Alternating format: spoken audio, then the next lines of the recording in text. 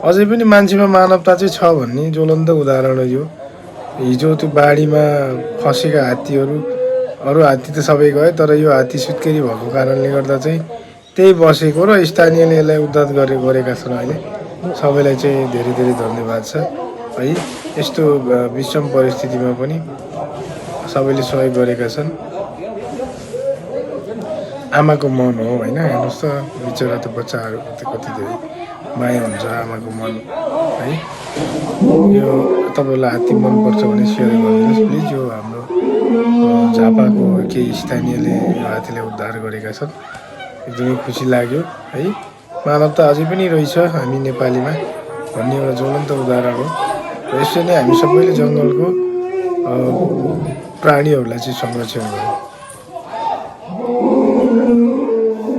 धन्यवाद, नमस्कार।